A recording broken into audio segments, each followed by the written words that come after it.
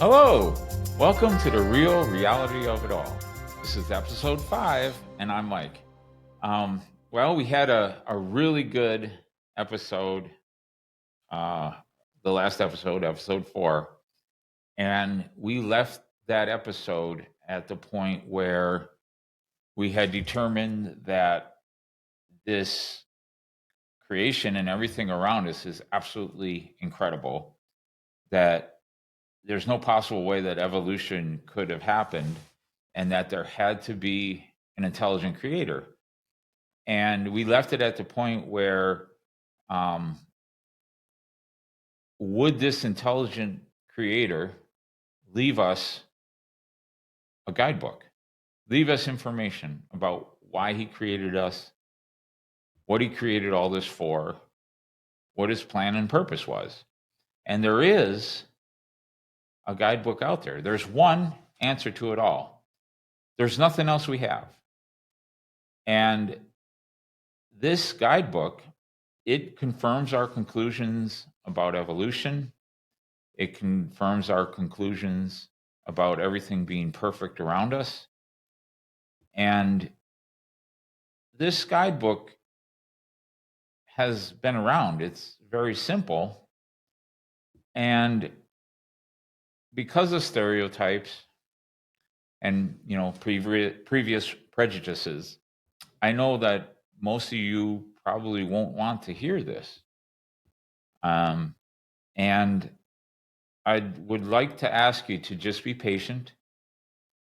Give me time to explain why this is the guidebook and that we need, remember how we always say we're turning something a little bit? This is also something we're turning a little bit and looking at it completely different. And as I always keep saying, this is not religious. This is not religion, but I just need you to just take a moment to hear me out because there's no reason to sell yourself short when this is the real reality of what really is. And that guidebook is the Bible. There, I said it. But you said it's not religious. You said this isn't religion. Well, religion hijacked the Bible. The Bible doesn't have to be religious. The Bible is not religious. Religion was created by man. Our creator that made all this and wrote this guidebook did not create religion. Man created religion. And I just want you to take a minute to follow me on this. All right. So let's just take a breath and let's take first things first. Okay. Let's look at terminology. When you mention the name God, you immediately think of religion. You think of all the conflicts of religion, and you think about the lies in religion, and you think about all the different religions, and it's a confusing mess. And then you got people telling you this is truth when it's not. They interpret things incorrectly from the creator's guidebook, and they mix it with some things that are correct, and it makes a confusing mess. So I think for the sake of clarity and the sake of the the path we're on, when we refer to what religion would refer to as God, let's call that the creator, because that's what he is. He's the creator that created all this. Now, I don't know how you're doing with this. I mean, it's just so sad that there's so much misinterpretation out there and so much confusion and so many lies. And I'm told you that this is the real deal and this is not going to lead you wrong and this will definitely lead you on the right path. And it's not me or my opinion. It's going to take a long time for Nick and I to show you all the different things that keep proving this over to itself and proving it will then prove that evolution couldn't happen through its direction. It will prove that there is a creator through what is said. It will prove that there's a plan and purpose. And and getting back to terminology, so let's use creator, so we're not sounding religious, and let's use this instead of calling it the Bible, which once again leads us right into that feeling of all the stuff that happened with religions and everything, and people don't want to be religious and they don't want to be a part of religion, and I don't blame you, but outside of that there is a creator. You've proven it in the last 4 episodes, and that creator did write this for you, and let's call this the guidebook. Okay, so we have a creator and we have a guidebook, and like I said, religion was created by man. It's fallible, it's confused. um just to take one look at that, okay, if there is a creator, which we know there is, and there is this guidebook, which we know there is, if there was all these religions, wouldn't these religions be all saying the same thing? Okay, so there's one plan that's mentioned in here, there's one purpose that's mentioned in here, there's one creator. Why are there hundreds, if not thousands, of religions? Why are there so many people saying different things? This is not written in a mysterious way or in a confusing way. It's man who messed this all up and made all kinds of lies and religions and things. And why would they do that? Why wouldn't they say all the same things? If it says one thing, it doesn't say a whole bunch of different things. And I know for a fact it's not confusing to follow it. In fact, it's very, very clear. And it makes you wonder, like, what's going on? I mean, there's man's pride, man's control, the power, the money. Man's messed this all up. And what a disaster this all is. So, really, if you can do this, and you really, like I said, this is going to take work and responsibility on your part. But if we can pull this guidebook out of religion, and we can pull the creator out of religion, and leave religion off to the side, put your prejudices off to the side, put your preconceived ideas off to the side, put all the hurt and the garbage and the fights that came from religion off to the side for right now, and just stop thinking about religion. We'll take a really, Nick and I are going to, with you, going to take a really, really good look at religions and a whole bunch of different kinds of religions and why they say what they say and why they do what they do. But let's just wait on that for right now. Right now, this is important about the reality of what's going on. The reality of what's going on is that you have an intelligent creator that created all these things absolutely incredible, like we looked at. I mean, it's just unbelievable how everything works. And he gave us his guidebook to tell us why he did it. He tells us when he did it. He tells us the purpose and the plan. He tells us, he gives us a history. He gives us a point in time that applies to us the most. He gives us the future, and he tells you what's going to happen. And it's really, really important if you want to, number one, know what's going on, but number two, this can affect your life. And not just your life right now, but there's a future that we'll get into that is unbelievable and it's incredible. And you can be a part of that. And like I said, you have free will and choice, and you cannot be a part of that. So,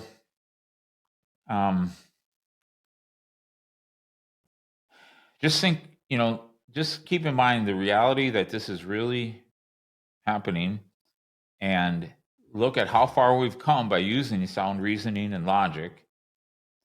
And honestly, I'm not telling you something that you didn't already know deep down inside. Without even really thinking about it, you know I'm right. You know this is right. You just didn't know where to approach it from or where to go. I mean, there's something in us that has us looking higher, knowing there's something more. It's just in us. And that's ultimately what drives people to religion. Um, that, they're like, okay, I see this creation, it's incredible. I know we're so dynamic, there has to be something going on. And so then they're like, okay, religion. And you go to religions, but then you see all the hypocrisy and all the confusion and the conflicting religions. And it's a big thing when I was growing up. This is the true church. No, this is the true church. There is no true church. Okay, there's a way of life that your creator made, and that he gave us a guidebook to learn how to follow. And Nick and I will guide you through that, and we'll answer all the questions. You'll be able to email us questions. We already have just umpteen amount of questions and topics to discuss, and they're a lot of fun to discuss, and we get the answers right from here, and it's not confusing. So man's religion has failed us, and we were created by the creator, and there's a living piece of that creator in us and in all the creation. The whole thing is living. Everything's living, even the trees and nature and us, and there's everything is a living thing, and the whole thing is perfect.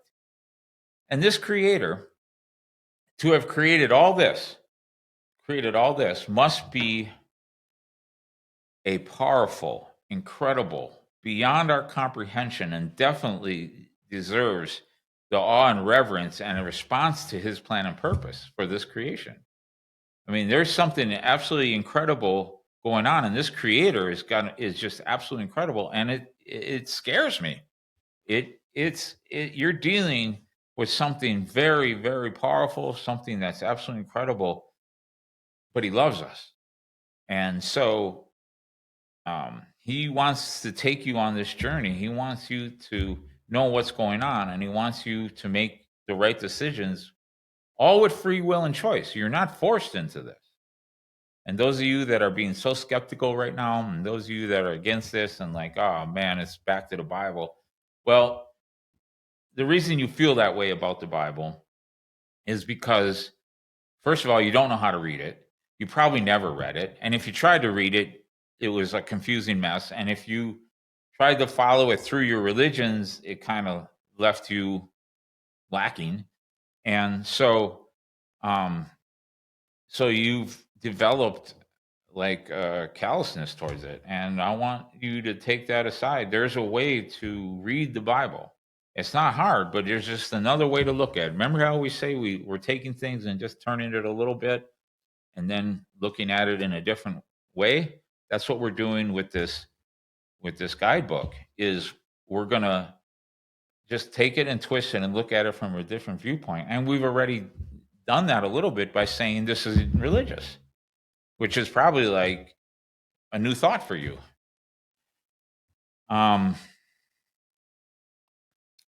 So I guess you have to decide what you want to do. Do you want to stick with this or just walk away from it? But I want to ask you, isn't it time? Isn't it time to finally figure this out? I mean, to address this once and for all, to like, you know, get an answer for what is really happening, because there's so many gaps in whatever you're thinking right now. Or do you want to continue to stick your head in the sand, to live in denial, to live in fantasy, ignorance? That's fine. You can do that. It doesn't matter to me either way. I just feel so thankful to have the understanding which I can pass on to you, and and take you away from that living in denial, the fantasy, the ignorance. And sadly for some, maybe for most in this day and age, it's what they want. It's just easier to not get involved in it. It's easier to not know it. The lies and deception have consumed you for so long and you don't have the guts or the strength to put effort to figure this out. And it takes a lot of effort because you know what? You have to read it. And it's incredible what's going to happen when you read it. We're going to show you how to read it, and we're going to show you um, all the different things it might say about topics, but you're going to have to read this. And it's going to be a journey you're going to have to take on your own. And it takes a lot of time and energy. And it's hard to do, but like any good novel or any good book out there, it sucks you in. And when I finally realized the way I should approach it and read it, it sucked me in and I couldn't stop because I was now able to process what it was saying and put it in the right places of understanding as when before I didn't have that ability to do that. So I guess we reached a crossroads where, like we said in episode 1 about the Matrix, do you want to live in illusion and fantasy, or do you want to deal in reality? And I know it's easier to live in the fantasy and the illusion, but it leaves you empty, frustrated, and you can't be truly happy. And you know how I had said at one point that we always act like, without thinking about it, we act like we're going to live forever. You know, I said how when guys build things or whatever, oh, I'm going to make this last forever. And we start acquiring things and setting up things in our life because we just think we're always going to keep living. Well, you know what? You actually were created to live forever. And that also is discussed in here. And we'll definitely cover all those things, but we have to do it in a process and in a way that it can be easily digested and understood. So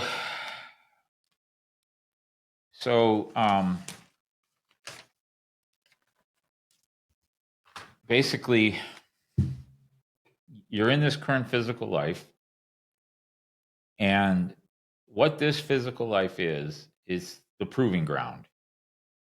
This is the time where you have free will and choice. And are you an evil person? Are you a good person? This is a time where you build character.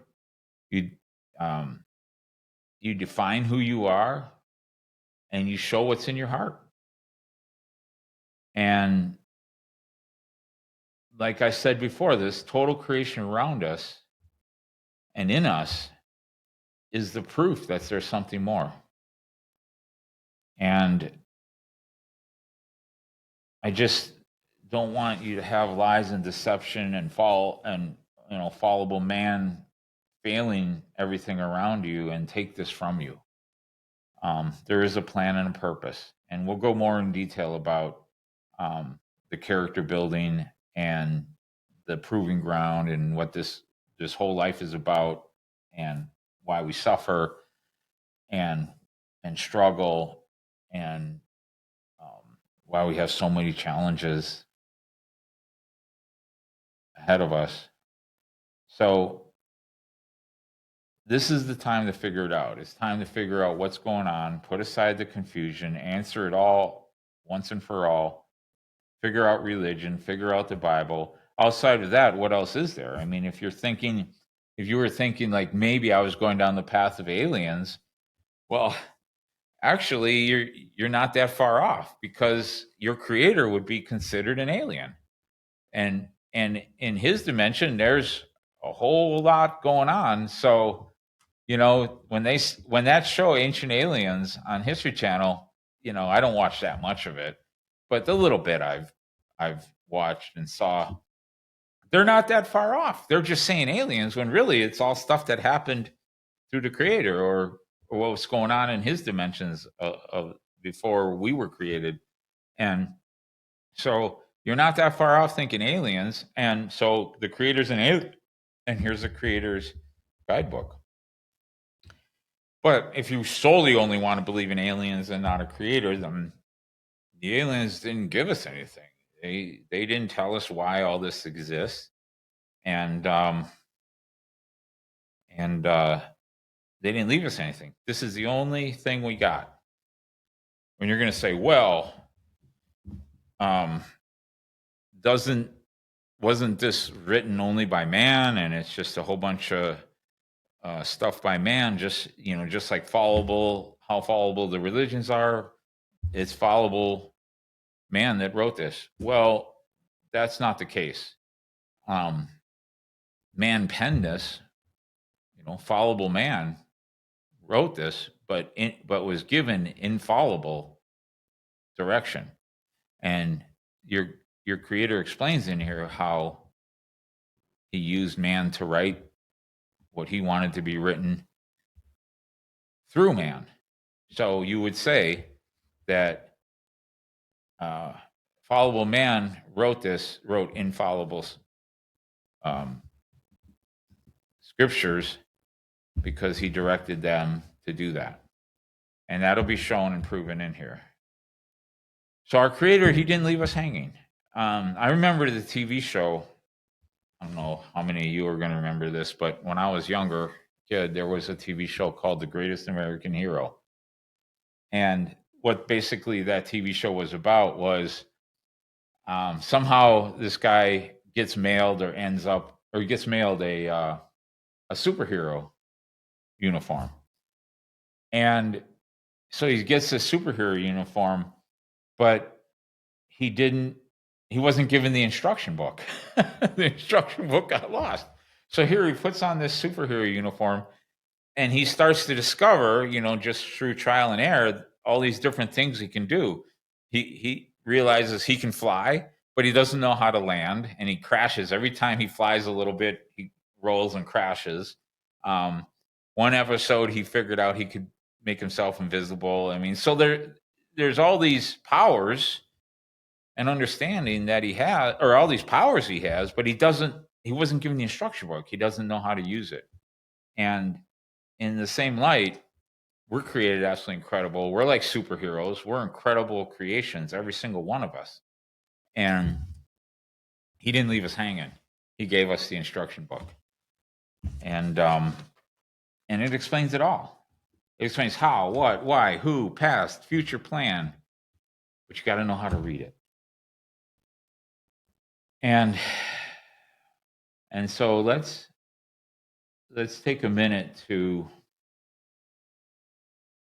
just think about like the big picture of this guidebook, okay? Your first question would be like, who wrote the guidebook? I kind of addressed that already, but he wrote this infallible word through fallible man.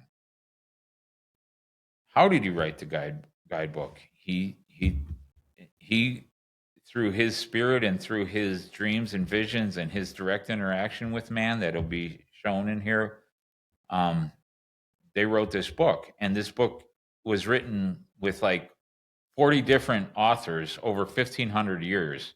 And it completely all makes sense and flows. There's no possible way that man could have even put together this type of a book on their own, especially over such a long period of time, and so many different authors. And you know how man has all their opinions, and man is prideful, and man is selfish, and things about man. And this doesn't reflect any of that at all. This was done in a whole special way, and he preserved this and protected it so it couldn't get destroyed. And here it is today.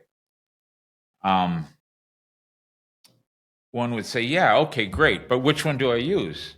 Like there's all kinds of Bibles out there. Well, he protected his word, but let me look here. Okay. Here's some Bibles I got on the shelf. All right. Here's the New King James Version. Here's the King James Version. Here's the Good News Version, which is basically what the Catholic Bible would be. And this is the NIV version, all right? Do they say anything different? No.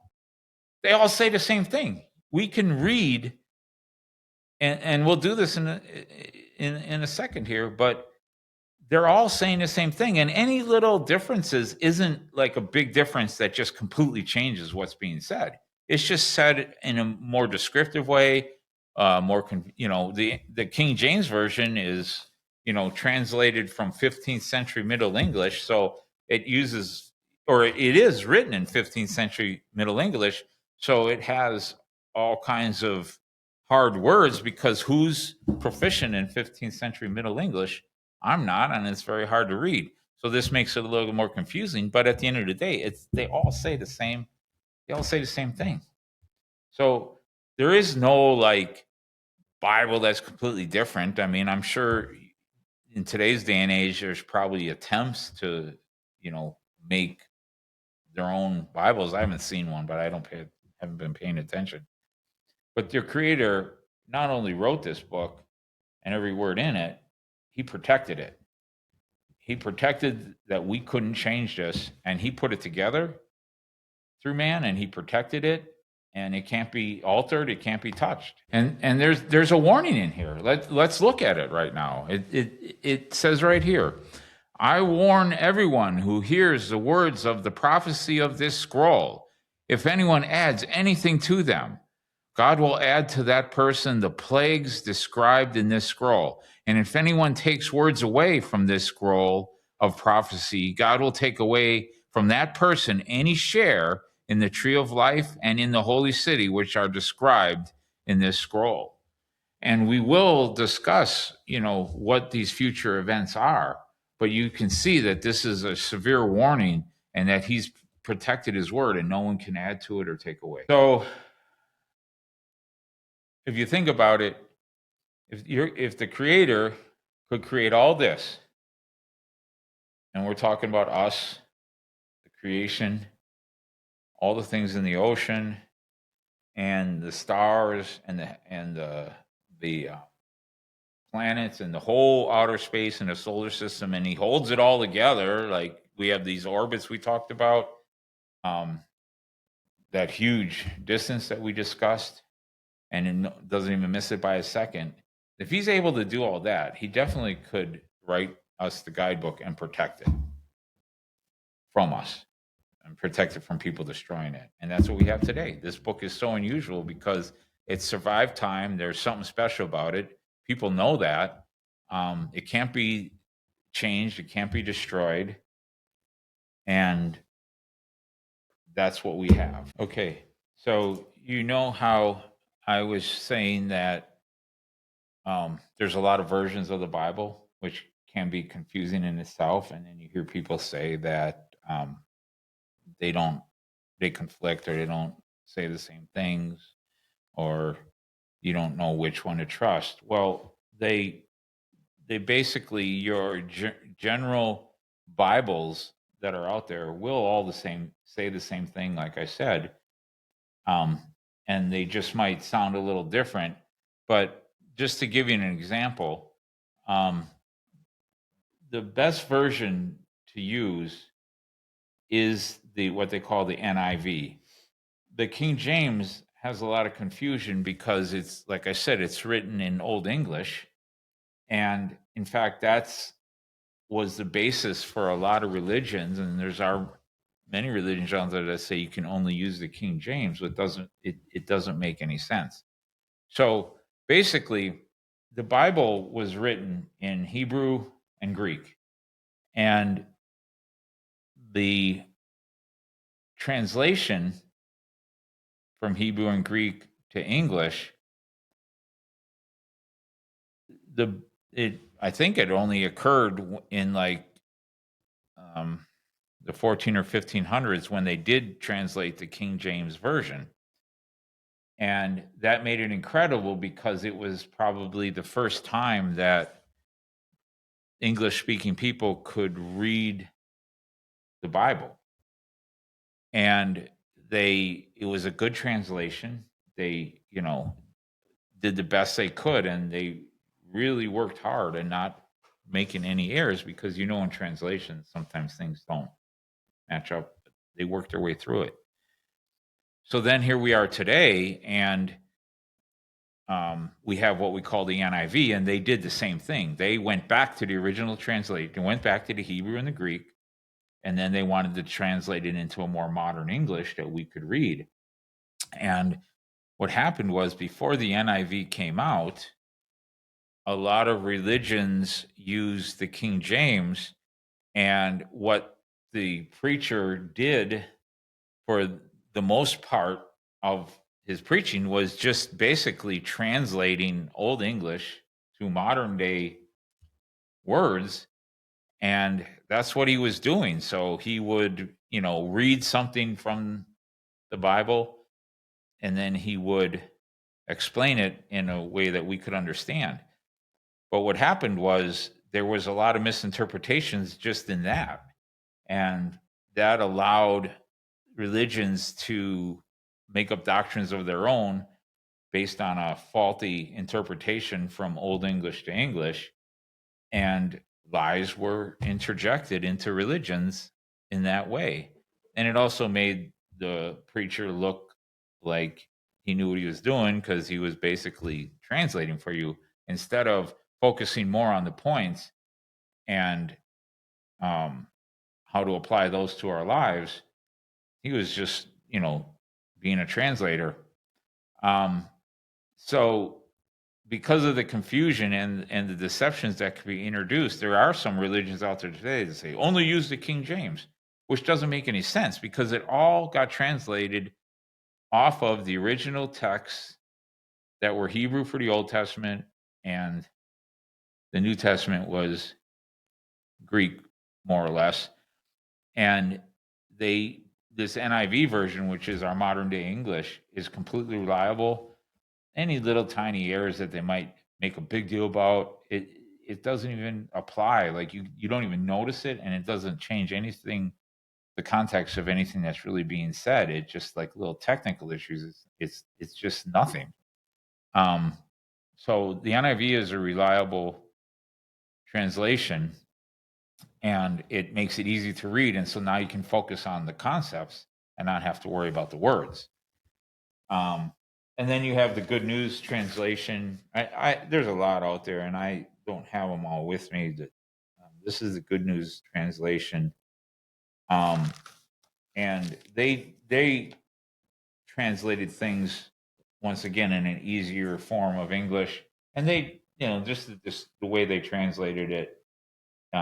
It's just only a matter of differences how things might be in a descriptive sense. For example, like if a pebble fell into the water and made ripples, the King James version might say, "Thy pebble falleth into the water and rippleth," or something, and just a little harder to follow it.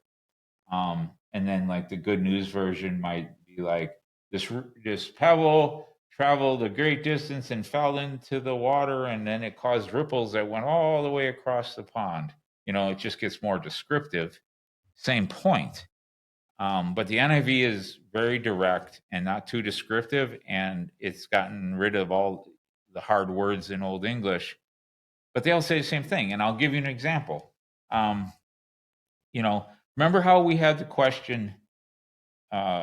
We were questioning evolution, and that how could there be one thing that wiggled out of a swamp and then eventually everything evolved into all the animals we have today, and your creator is actually the one who created it all, and he knew that we were going to have the theory of evolution out there. So when he wrote this, I'll just show you an example of, we'll read from the different translations to show you that they say the same thing. But here's what he said about the creation. It says, "And God said, let the land produce living creatures according to their kinds, the livestock, the creatures that move along the ground, and the wild animals, each according to his kind." So, he knew we were going to have this false belief in evolution to deny God, to deny the creation. And here he says, I created them according to their kind. The livestock, the creatures that move along the ground, and the wild animals, each according to its kind. And then he repeats, he says, and it was so. God made the wild animals according to their kinds. That means no cross animals, according to their kinds. The livestock according to their kinds. And all the creatures that move along the ground according to their kinds. And God saw that it was good. So he just answered the whole question of evolution right there in one shot. That's where I see it. All right, this is the good news, kind of what the Catholics would use, if they even use the Bible. All right. Here it says, then God commanded, let the earth produce all kinds of animal life, domestic and wild, large and small, and it was done. So God made them all.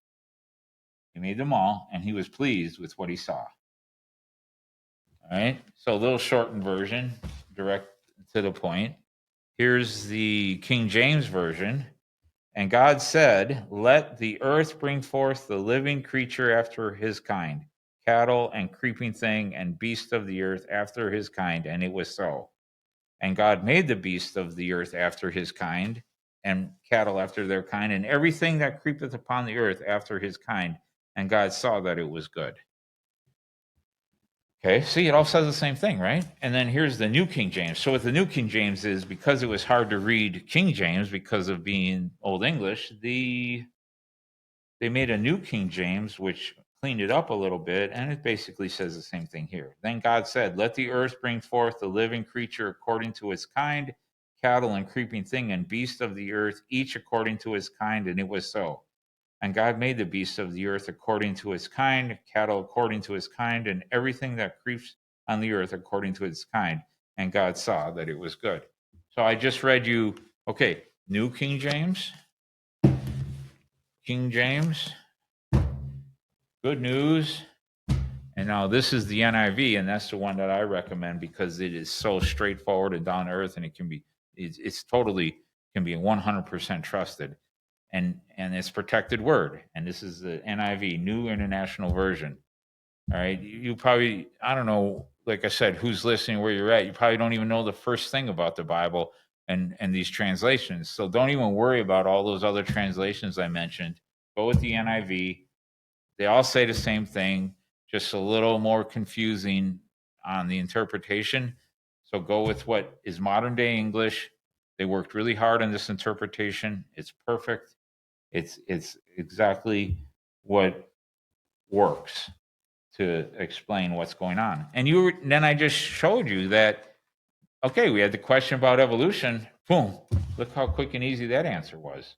He said he did it, and he had them all according to its kind. There's even one more thing. Let me read just before that. And God said, let the water teem with living creatures, and let birds fly above the earth across the vault of the sky. So God created the great creatures of the sea. Remember, we said, oh, whales. And then you got seahorses, and every living thing with which the water teems and that moves about in it, according to their kinds, and every winged bird according to its kind. He keeps emphasizing according to his kind, because he made it exact and perfect, exactly the way it is. And God saw that it was good. And God blessed them and said, be fruitful, increase in number, and fill the water in the seas, and let the birds increase on the earth. Okay? Isn't that incredible? And then, well, as long as we're here, what about us, right? Then God said, let us make mankind in our image, in our likeness, so that they may rule over the fish in the sea and the birds in the sky, over the livestock and all the wild animals, and over all creatures that move along the ground. So remember how we gave the distinction that we have creative thought and we have free will and choice, and we can create and imagine and do all these incredible things that the animals operate on instinct? Well, look here. We were created in the Creator's image and likeness, and we'll get more into that later. But we were made to rule over the fish in the sea and the birds in the sky and the livestock and all the wild animals and over all the creatures that move along the ground, because they operate at an instinct. They're incredible creation on their own, but they weren't created in the image of God. So God created mankind in his own image. In the image of God, he created them, male and female, he created them. And he blessed them and said, be fruitful and increase in number, fill the earth and subdue it. Rule over the fish in the sea, the birds in the sky, and over every living creature that moves on the ground. All right. So there you have it. We answered evolution in one fell swoop. And there's so much more we're going to look at and go into. But I just wanted you to get an idea of how this answers everything, and so powerfully and direct. Just that alone that I read, who could write that? I mean, it's just has so much authority and so like directness, and so just the way it is. I mean, it just doesn't have the way man writes in that. Just something to consider.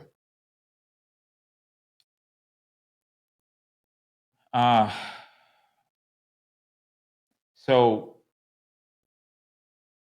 some of the, I mean, one thing you have to really keep in the back of your mind as you read this is that your creator wrote every single word. It doesn't matter who the author was as far as penning it, whether it was Moses or John, Paul, or whoever penned the book. Through them, your creator wrote every single word, every A, you, the, it, every little word, every single word was written by your creator through 40 different authors, but that's how he did it. Let me go back one page here.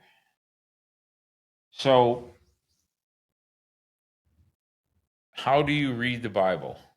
Okay, a lot of you might have come across this at some point in your life and said, okay, I'm going to read the Bible. I'm going to read God's guidebook, the Creator's guidebook. I can get my terminology straight. All right, let's start in the beginning, chapter 1, right? And okay, you started in the book of Genesis, and that book goes pretty good, easy to follow, very entertaining. It sucks you in, and you keep going and going. And that's great. Then it gets into like a lot of the history of his people and stuff, and you just start to get bogged down. And the Old Testament, so there's two sections, the Old Testament, New Testament. This is all you're reading. If you start at the beginning, you got to read through all this to get to the good stuff. And this is the good stuff. See? Well, what makes this the good stuff? Well, what makes it the good stuff is this is what applies to you right here, right now. This is the history.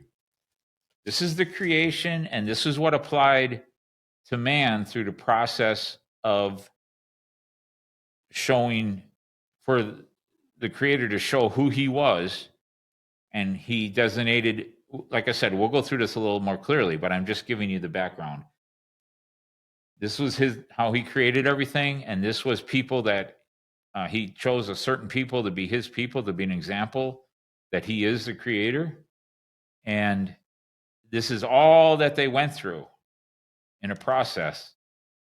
And this doesn't, it's a history, and there's a lot of lessons for us, but this doesn't apply to us. And a lot of religions are confused about that. This is what applies to us. This is when your creator came to earth, and he rebuked his people that had started here. He came to earth and rebuked them for making his way of life a religion. And he said, this is now what applies and how you should live. And this is what applies to you and what the plan and purpose is for you at this point in time. And so how do you read the Bible? You believe what it says. Don't overinterpret. If it says something, it means it. And you start to read the Bible, you start in Matthew. It's the start of the New Testament. You start in Matthew, because you're going to get lost and bogged down in this. You start in Matthew, and this refers to some of the things over here, a lot of things over here, but this is what applies to you, and what this is, what applies to you, and what your what is held for the future. This is all has references to what will happen in the future. But if you read this part first, then when you get to the end, Revelation, then you start back in Genesis and you read this part, this all makes more sense, because you can refer to what was said here, and this is just like the prophecy. Like, this is like saying, this is what I'm going to do in the future. This is what my people are doing now and what I want them to do, but I'm doing something different, and this is what's happening in the future. And here's the future. And so when you read that this is what applies to you, and then you read what was prophesied saying, this is what I'm going to do, you can make the correlation, and all this makes more sense. And you learn the whole nature of your creator through all this. But the most important part, and what makes the most sense, is to start here. And this just sucks you in. Like, man, I could not stop. Once I realized that I'm reading this not as religion or religious, I'm reading this as a direct guidebook given to me directly from my creator. Personal. This is between me and my creator. This is not between me, a religion, and my creator. This is direct and personal between me and my creator. And this is personal for you. And he's telling you everything. He's answering questions and telling you. And there's all kinds of nuggets hidden all over this book, all kinds of nuggets of truth and reality and understanding that just blows you away when you see them. And Nick and I will show you all those. And in the past, when we've had Bible studies and we showed people these things, and they had to have an interest in it, they were blown away, and they said, we've never ever looked at it this way. We've never heard this way of teaching before. And it's not and mostly because it's not a teaching that's our opinion, or that we have some agenda or some religion that we need to fund, or that we have a hidden agenda, or we have some agenda. We have no agenda at all. We let this speak for itself. And so all the comments I made about this Bible, this guidebook, and that he wrote it through man, I will show you where he says how he wrote it through man. And Nick and I will show you all the different claims we're making right now in this episode 5. But I just wanted to lay the groundwork for it. But this is directly between you and your creator. So the twist we're putting on it is, this isn't religious or religion. That this is a guidebook right from your creator. He created all this. Just go out and look. And then this is directly between you and him. That's really, really important to know, because a lot of people go to religions, and there's nothing wrong with going to church. There's nothing wrong with that part of religions. There's nothing wrong with religions. They give a lot of charity. That's just fantastically beautiful and perfect. They just only teach you so much. And then because they want to have that control, it's like they got to be in between you and the creator, and you that's not how it's supposed to be. They can help you. And that's what I want to do is help you to establish a relationship through his guidebook with him. That's how he speaks to us. That's the communication. And it's directly between you and the creator, not you and a religion and a creator. And what happens when you get too wrapped up into the religion being, you think the religion's going to help you. You think the religion's going to be the connection. The religion isn't going to do it for you. You, in this physical life, you have to develop a relationship with your creator, and you can't do it with the religion stuck in the middle. You can go to the religion, you can go to church, you have family there and friends, and it's a great part of life. But you should also know inside that part of it where they try to be in between, That's bad. That's wrong. It makes it gray, and it doesn't help you understand. And these religions don't teach the whole story. They only teach parts of it. And you can find out the whole thing here. Um, One thing that I remember very distinctly is I I grew up in a religion that said they were the true church, and the only church that you could be part of his plan was to belong to this church. And then we had to do all these things that the church said, which were kind of bits and pieces taken out of this section of the Bible, which didn't even really apply to us anymore. And you had to do these things, these physical things. And, I grew up in it. And the first thing I remember really thinking is like that we're the only true church, right? And that we're the only ones that are going to be in God's plan. And I remember meeting and knowing as a kid, I was young. The neighbor was a really nice guy. And I can think of numerous other people I knew as a kid that were just incredible people. And I'm like, why can't they be part of this? It bothered me. It's like I go to church and I hear we went to church on Saturday. Every Saturday, this is the only true church and we're all part of the plan. Well, what about these other great people? Why can't they be part of the plan? They weren't called. What? That didn't sit right with me. And the other thing that I remember, the reason I brought this up, is remember how I said our church said you had to follow a lot of the rules that were here in the Old Testament. And when you read this, it says that those rules don't apply. And there's one book in here that really stresses that. And my mom was very smart. And man, my mom had gotten all these sermons from the church and knew what they were saying, but it didn't jive with this. There was a conflict because they're saying you had to do this, and this is saying you don't have to do this. And the church wasn't stressing that.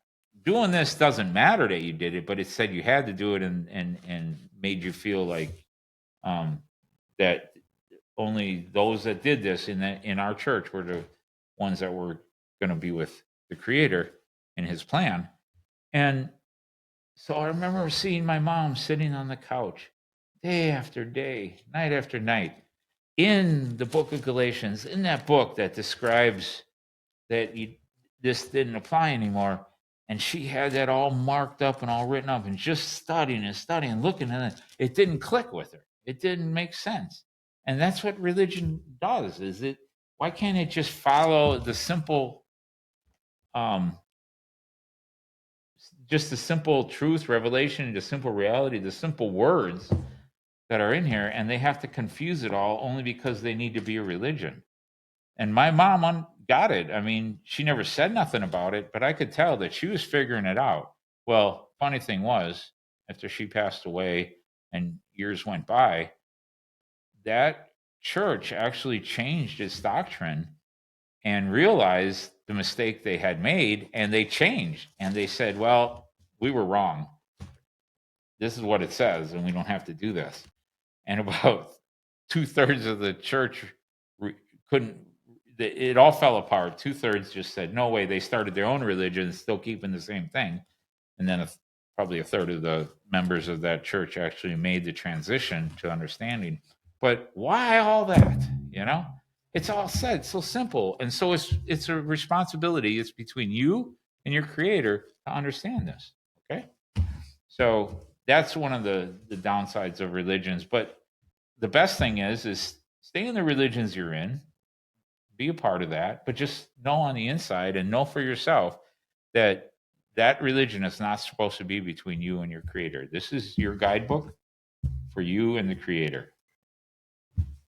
A religion or a church is just supposed to be like-minded people gathering together to help keep everybody going, that give us each other support. But it's gotten to where they just want to control your lives or control you or get your money and all that kind of stuff. Um, so we read the Bible. We start in Matthew, go all the way through, then read from Genesis back to Matthew. Okay? Know that every single word is from your Creator and it's written for you to understand. And you'll soon see that this is incredibly written. You know, people want to say, discredit the Bible and say it was written by man. It's just written up by man. They penned it, but the author was the Creator. And this will have powerful, um, what should I say? A powerful message. But what's going to happen is, remember I said everything's living. You know, like there's a piece of your Creator living in you. That all this creation is living. The plants and the trees are all living. Everything's living. Everything has life. Well, His words are living, and when you start to read this, it stands up, and it is incredible how it explains things, and it's powerful, and it leaves you in awe. It actually wears you out because it's just very, very living and very standing up. And I don't know if you can picture that. I mean, you're going to have to really read this, or you're never going to get anywhere. Nick, you got your mic on, right? Yeah. Okay. I want to hear your story. In regard to when you read this for the first time, or when you just started to read this for the first time, right? You had never read it before, right? Right. Never picked. Well, I don't know if you picked it up.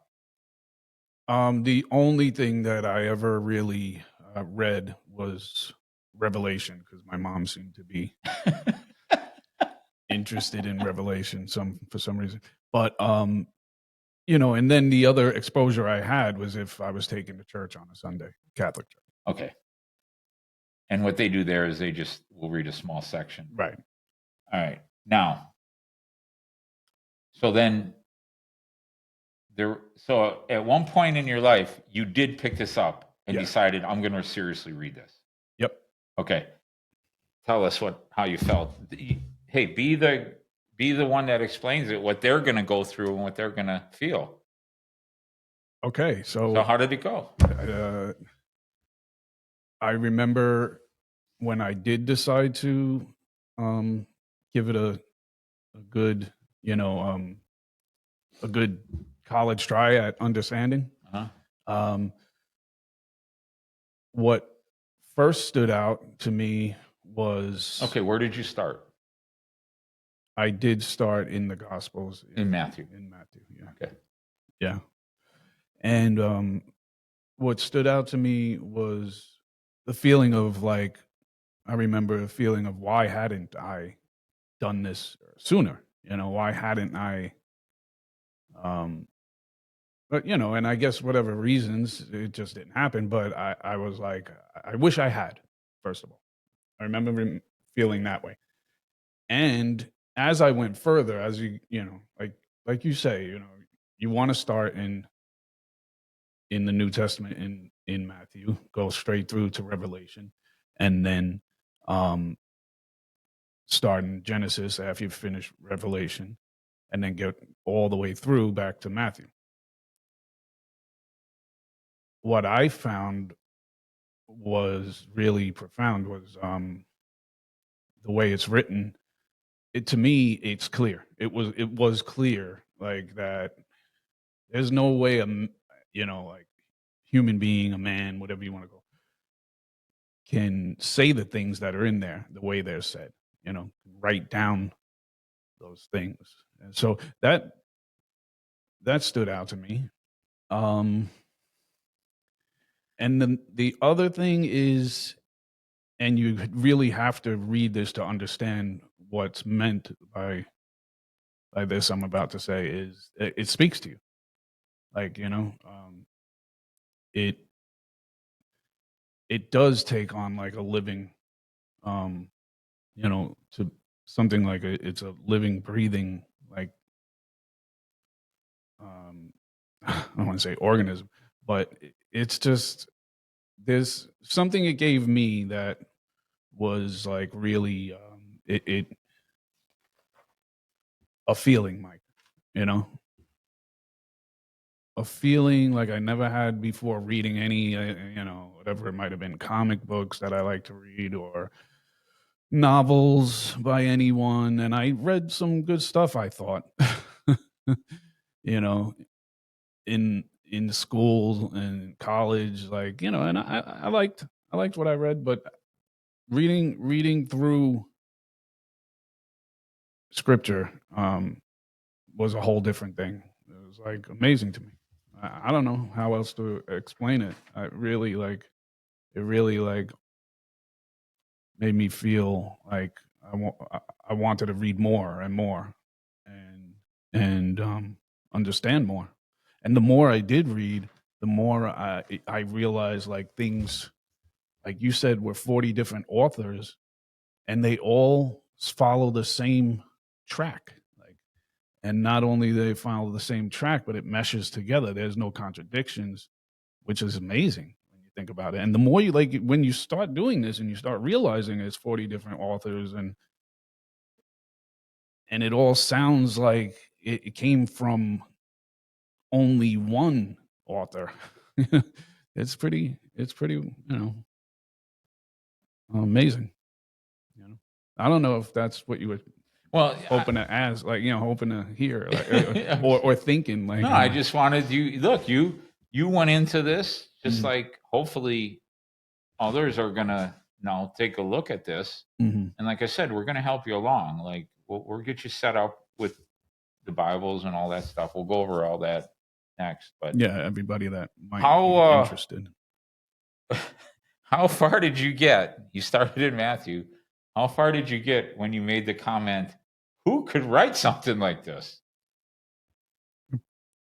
I guess, it was in the letters, still in the New Testament. I think it was in like I thought you said you might have said that in Matthew or something, right when you started it. really like right Yeah. away. Yeah. Well, it was definitely still in the New Testament, and it perhaps it was. It's hard for me to remember exactly when I had that thought, but I did have that thought, like right off the bat. Like it was like this is like nothing I've ever read before. Yeah. There's not like I nothing. just remember you expressing, "Who could write this?" Yeah, Like you had never ever considered it for yeah, what it was, right, and you never read it with the framework that, hey, this is written for me right, to right. know. Absolutely. And when and he's, you, even though things in it might not agree with what you originally thought, you stay with it and follow it through. It all makes sense. It all ties together Yeah, and explains itself over and over again, and it repeats just to prove the points. And it's just so there's so much authority in it. yeah. That's what struck me is like the voice that you're hearing when you're reading. It is very like like a coming from such a place of a being of authority. It's just it blew my mind. Like like Yeah. it's like yeah, not just some Joe Schmo who says he's uh religious of some type, and he's going to write something about what he feels about God. Could put that down the way it reads. It really can't. My my humble opinion. All It's right. impossible. Okay. So here we have it. We went through all that. Yeah. This is the end of episode 5. Um, depending on what you, first of all, I don't even know how many people made it this far. Like, if there's anyone listening to this, woohoo!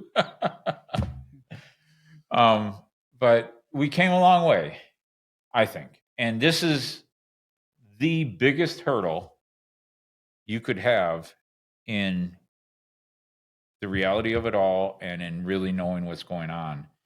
And it's a huge, huge, huge hurdle. Can you make it? I don't know. We're back, we're talking, it's the Bible. And in today's day and age, and there's so much out there on social media, and there's so much confusion with religions, and no one knows what to trust. And if you're here and you're listening to this right now, this is what really is. This is the reality that he did create us. He did create all this. He's going to tell us all about that as we read it. He's going to tell us what he wants us to do. He's going to tell us what our future holds. We have choices through all this. I sure hope that you can give this guidebook another chance. Slowly, patiently work your way through it with us. Like I said, we're just going to answer questions and topics and show what it says about those. It will be expected for you to work your way through it and read it. It's the most incredible thing you could have from your creator. He gave it to us and protected it. You can trust it. I just don't know if you can do it. If you want to do it, we'll give you more reason to want to do it in the next episode when we go over more detailed topics and specific points, in the same fashion that we showed you that evolution couldn't happen. And then here you got your creator saying, I made it everything in its kind, as its kind, and we'll look more at that. But I just hope you can get your head wrapped around it. All right. And this is the end of episode 5. And in the next episode, we're going to move along with more explanations about this guidebook. And we'll see you then. Thank you.